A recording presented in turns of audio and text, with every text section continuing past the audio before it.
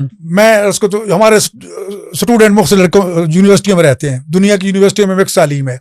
Hostel में एक लड़की एक लड़का आ गए हैं जी, उनको कमरा लाट हो गया कि हॉस्टल के कमरे में तुमने रहना है। तो अब जहर एक जवान बच्चे हैं तो दोनों नाम आ रहा है एक दूसरे के लिए।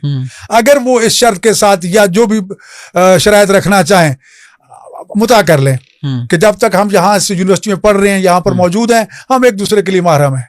किस हद तक महरम है, क्या हमने हम बिस्तरी करनी है कि नहीं करनी, उसकी शरायत कंडीशन लगानी है, लगा सकते हैं जी। अब उसमें ये है कि कम अज कम जितना अरसा वो वहां रहेंगे वो हराम में मुब्तला नहीं होंगे, एक दूसरे को देखेंगे तो हराम में मुब्तला नहीं होंगे, एक दूसरे को अगर वो टच भी कर लेते हैं तो हराम में मुब्तला नहीं होंगे। क्यों? इस वक्त वो उस बंधन में बंध चुके हैं जो कुरान करीम हमें इजाजत दे रहा है।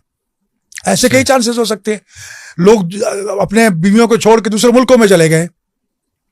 आपके मुल्क के लाखों अफराद दूसरे मुल्कों में मौजूद है, बीवी पास नहीं है जी, लेकिन वहां अवेलेबिलिटी हो सकती है गैर मुस्लिम औरत के साथ, ईसाई के साथ, यहूदी के साथ, तो मुता कर सकते हैं उनके साथ ताकि वो जिना से बच सके, ताकि अपनी जिनसी ख्वाहिश को पूरा कर सके।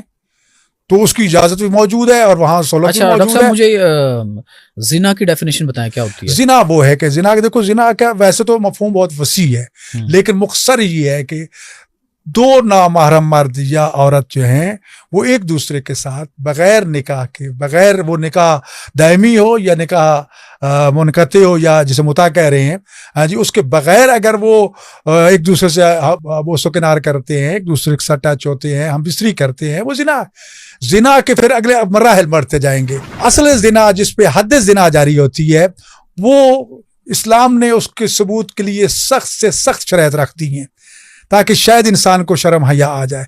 उसमें कहा गया जब तक 4 आदिल मर्द गवाह जो हैं, आदिल से मुराद जो सौम और सलात के पाबंद हैं, मुहर्रमात के तारिक हैं, वाजिबात के पाबंद हैं, वो उनको इस तरह हम बिस्तरी करते हुए देखें, सिर्फ सोया हुआ ना देखें या एक कमरे में ना देखें जी, इस तरह देखें कि जो लफ्ज इस्तिलाह बयान हुई है कि जिस तरह सुई के नके में आप धागा डालते हैं इस तरह वो आपस में जिमा करते हुए देख लें और टाइम, गवाही, तरीका, हर चीज उनका एक मैच कर जाए तो उसको जिना कहते हैं। आप लोग न्याज में गंदगी डालते हैं लोगों को खिलाने के लिए और घोड़े का थूक मिला देते हैं, क्या ये बात दुरुस्त है?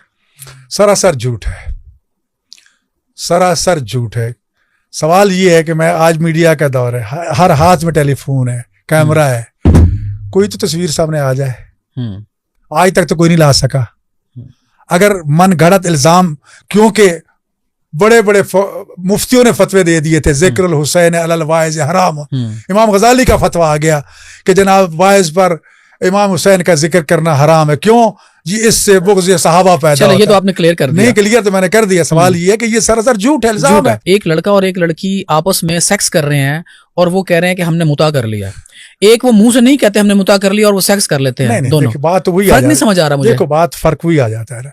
सवाल ये है कि जब आप निकाह के सीगे जारी करते हैं, चलो आले सुन्नत के यहाँ उर्दू में या पंजाबी में या हर जबान में इजाबा कबूल होता है और शिया के यहाँ अरबी ताकीद है, वगरना उनके यहाँ भी दूसरी जबानों में हो सकता है तो वही अल्फाज ना जी, तो वही अल्फाज अगर कल वो मुकर जाएं, यहाँ हम हाईकोर्ट तक केस गए हैं कि नहीं हमने तो वो ड्रामा किया था। आप वो ड्रामा हजारों लोग देख रहे हैं कि वो जाबो कबूल भी हो रहा है, निकाह भी हो रहा है, मौलवी भी आ रहा है, सब कुछ हो रहा है और उसको ड्रामा करार दिया जा रहा है। तो बात तो दिल के साथ है, नीयत के साथ है, इजहार के साथ है, तो ये सारी चीजें तो आ जाती है उसमें। अगर एक इंसान मुकर जाता है तो उसके इनकार के लिए तो फिर बाकी चीजें आ जाती है ना। लेकिन बुनियादी तौर पर आप इस शक शुबा में सिर्फ मुता के लिए कहें तो वो नहीं है, वो तो निकाह। आपने कहा ना कि वो हराम काम में मुब्तला हो रही है। हाँ वो मैं बता रहा हूँ, हराम काम से क्या मुराद है? देखो मैं अर्ज करता हूँ, अगर ये बहुत से चांसेस हो सकते हैं।